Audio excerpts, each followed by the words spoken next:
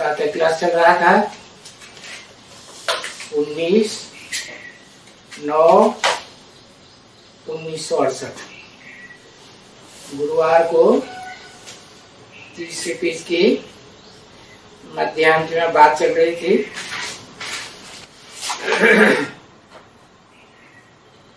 जो राजा रानी और प्रजा दोनों की आय तो बड़ी रहती है। जैसे राजा निर्विकारी है, पूरी आय भोग करके जन्म लेते हैं, दूसरा शरीर लेते हैं, जैसे प्रजा भी होती है। सिर्फ पद का फर्क हो जाता है।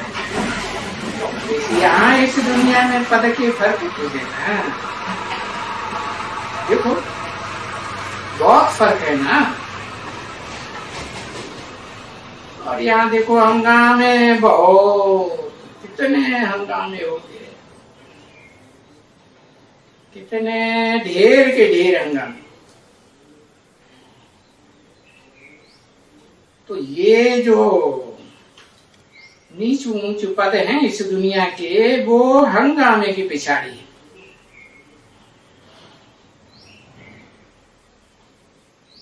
तो यही कहेंगे कि बाकी हंगामे की पिछाड़ी है। तो देखो अभी पिछाड़ी में तुमको स्मृति आई है। ओहो, इस दुनिया में ये सभी मनुष्य देखो कितने हो गए।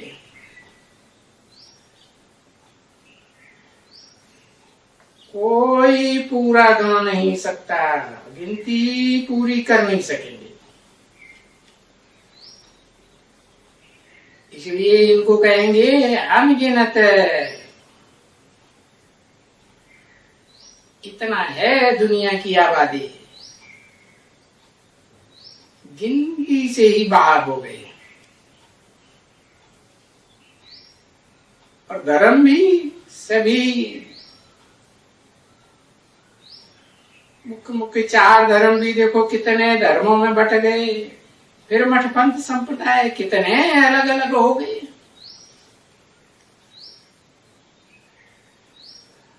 और फिर सब अलग अलग है, भले यूरोपियंस के धर्म हो या क्रिश्चियंस धर्म हो,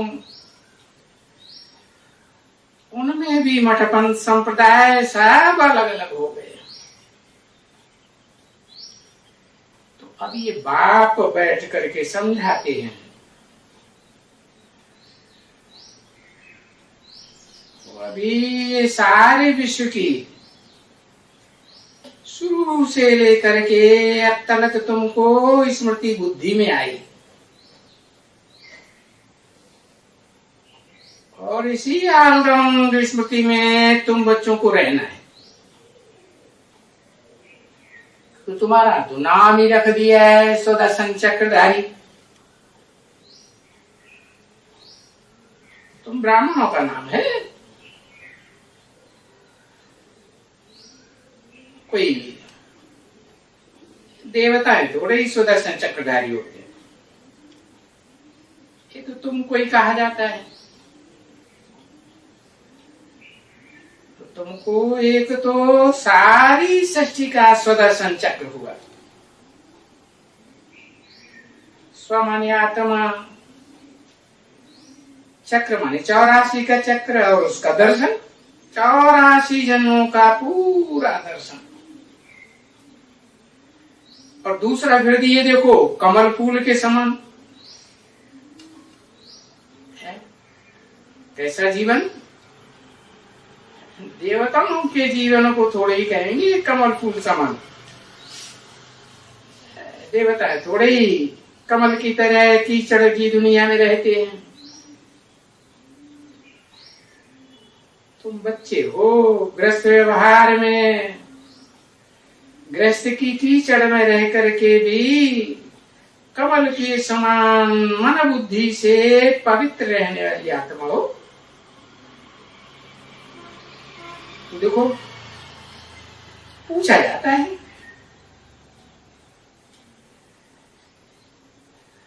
ये तो जानते हो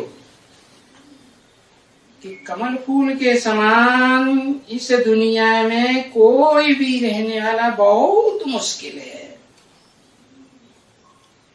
सिवाय तुम बच्चों के। कौन से बच्चों की तरफ इशारा किया होगा? बुद्धि गई होगी बाबा की। लक्ष्मी नारायण। कौन से लक्ष्मी नारायण? लक्ष्मी नारायण तो सतयुग में डायनेस्टी, हाँ, आदि लक्ष्मी नारायण, जो नर से नारायण, नारी से इसी जीवन में लक्ष्मी बनती है। तो तुमको अभी स्मृति में आता है कि इस जन्म में भी हमने कितने पाप किए हैं। अरे 63 जन्म से ज्यादा पाप किए हैं, है? इस जन्म में 63 जन्मों से भी ज्यादा पाप किए क्या? हाँ, कैसे? हाँ, यहाँ तो बाप का सत्य ज्ञान मिलता है।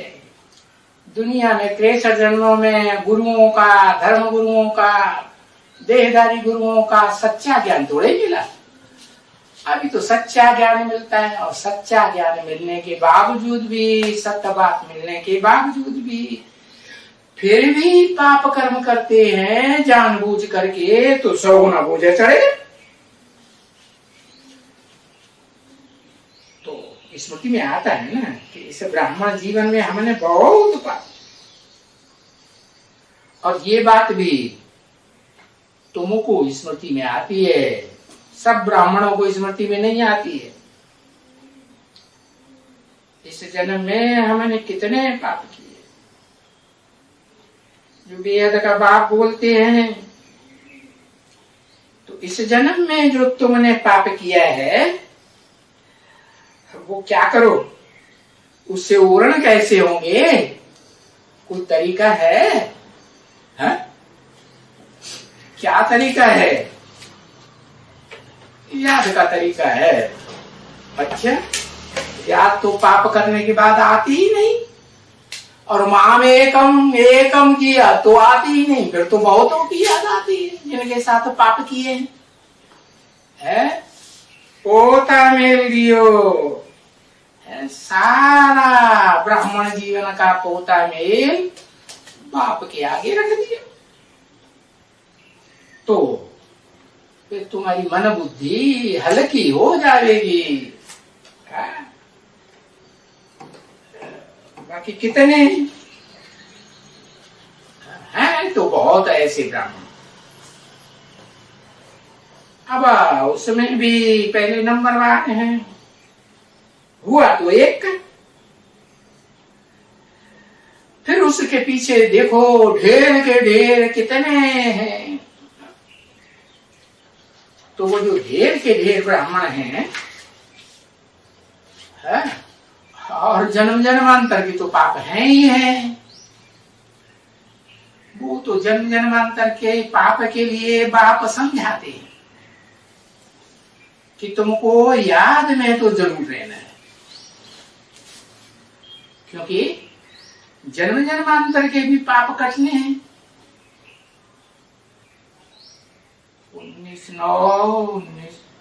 1968 की प्रातः क्लास का चौथा दिन, इसीलिए तो विवेक कहता है कि हाँ, बेहद के बाप को याद करो, और सो भी याद बहुत खुशी खुशी से करना पड़े। याद में चेहरा ही हर्षित मुख हो जाए। क्यों? क्योंकि बाप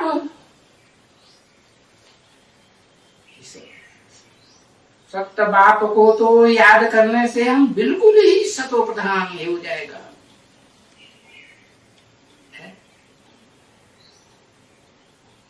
ये नारायण जैसा हो जाएगा ना, नारायण ही हो जाएगा। परंतु बाबा कहते हैं ये युद्ध का मैदान है। माया बॉक्सिंग, माया रावण की बॉक्सिंग चल रही है।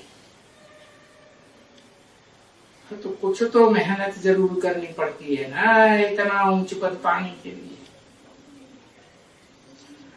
और हर एक को अपनी इंडिविजुअल मेहनत करनी है, ऐसे नहीं कि कोई साथ ही बन जाएगा। तुम बच्चों को तो सब इंडिविजुअल,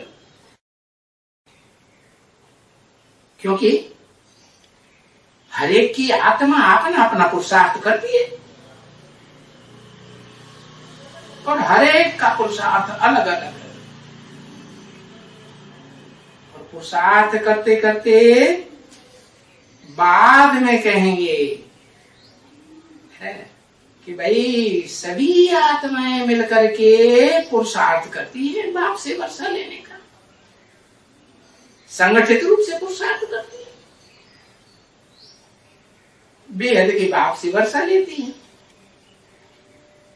और ये भी बच्चों को स्मृति आई है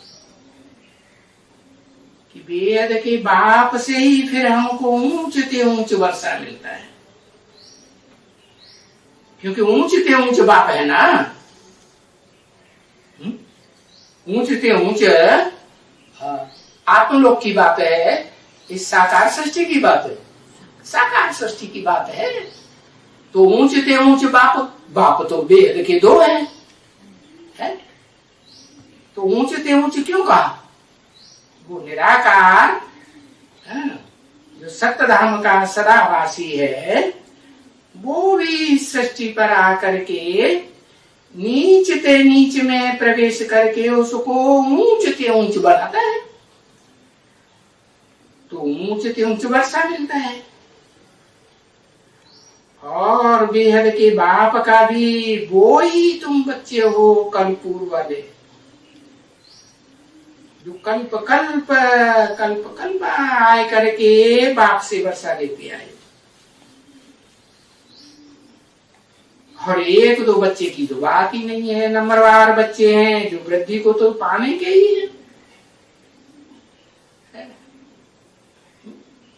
जिसके लिए इतना पुरुषार्थ करते हो, सिर्फ अकेले के लिए पुरुषार्थ करते हो क्या? अपने लिए है? समझा ना? तो बहुत आएंगे और तुम्हारे से आकर के महामंत्र लेंगे। कौन सा महामंत्र है? माम एकम याद करो, मुझे एक को याद करो। तो लक्ष्मी नारायण दोनों को याद करें तो कोई हर्जा है क्या? है? अरे अंतर तो है ना। तो अंतर क्या है? दोनों में क्या अंतर है? एक मेल और एक फीमेल, तो अंतर पड़ जाता है। अब इस दुनिया में तो जितनी भी फीमेल है सब क्या हो गई? अबलाएं हो गई कि दुर्योधन दुशासन की तरह प्रबल होते हैं अबलाएं। तो कहते हैं नारायण को याद करो, ये है सबसे अच्छा पुरुषार्थ। एक को याद करना हुआ या दो चार को याद करना हुआ, एक को याद करना। नारायण को याद कर, पहचानेंगे कैसे कि ये नारायण है? कोई प्रूफ होना चाहिए। कोई प्रूफ नहीं। अरे प्रूफ है, जैसा नाम वैसा काम। नार माने ज्ञान जल, अयन माने घर है, जिसका ज्ञान जल में ही सदा घर है, ज्ञान जल से बाहर आता ही नहीं। देखो यादगार बनी हुई है, नेपाल में विष्णु का चित्र दिखाया है ना, मूर्ति दिखाई हुई है, कहाँ रखी है? तालाब में रखी हुई है, ज्ञान जल में। अब उसे तालाब को जंगल थोड़े कहेंगे। ये तो यहाँ संगम युग की बात है। वो तो भक्ति मार्ग में चित्र बनाई दिया है, जड़ चित्र, यादगार चित्र है। तो वेद का बाप आकर के ये महामंत्र देते हैं और बच्चे लेंगे। और ये महामंत्र देखो कैसा वंडरफुल है, बड़ी महामंत्र है। मन मना भव,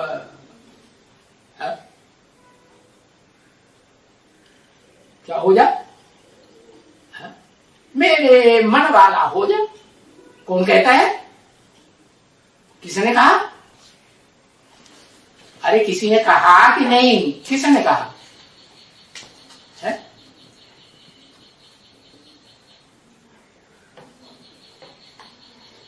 मेरे में मन वाला हो जा है? साकार ने कहा, मनुष्य सृष्टि के बाप ने कहा। वो क्या कहेगा? मनुष्य सृष्टि का बाप पतित है या पावन है? पतित के मन में पतित संकल्प चलेंगे कि पावन संकल्प चलेंगे? सारार करके रख देगा। हाँ, शिव बाबा, शिव माने निराकार ज्योति बिंदु का नाम है। और जब वो साकार में प्रवेश करता है, पतितम कामी कांटे में प्रवेश करता है, तन में प्रवेश करता है ना, तो शिव बाबा कहा जाता है। नहीं तो शिव तो बिंदी का नाम है ना। बिंदी बिंदी आत्माओं का बाप बिंदी। फिर जब उस साकार में प्रवेश करता है तो सब प्रकार के संबंध बनते हैं, उनमें बाबा का संबंध भी है।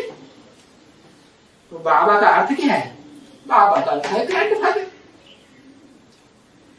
तो अपन को आत्मा समझ करके है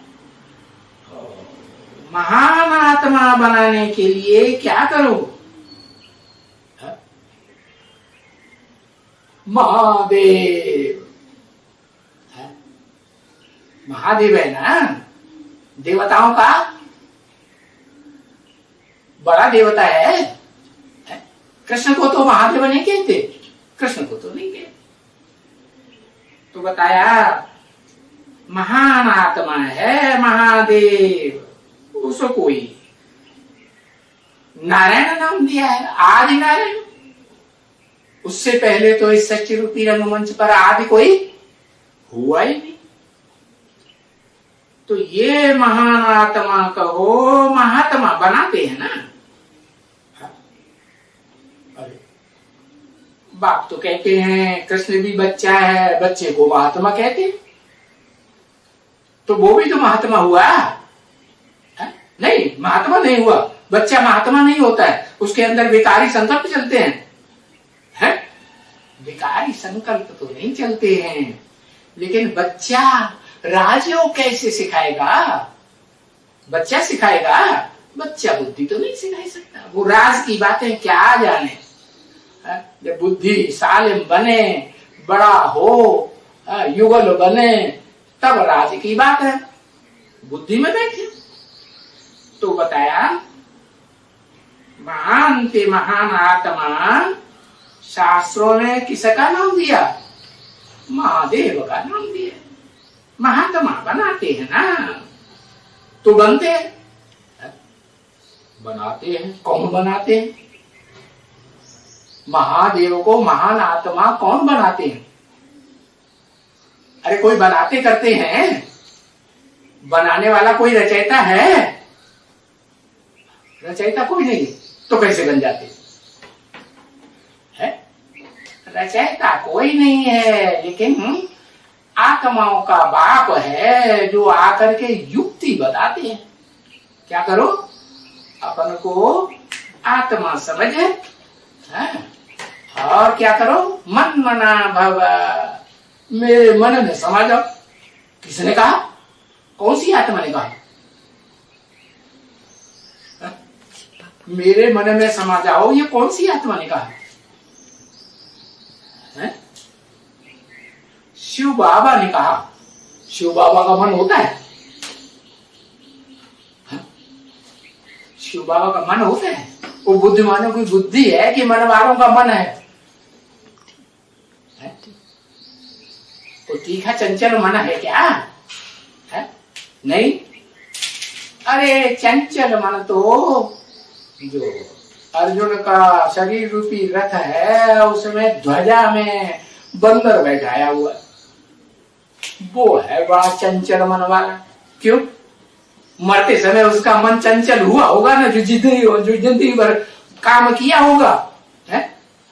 अधूरा था, अधूरी आत्मा थी या संपूर्ण आत्मा थी? योगी थी या भोगी थी?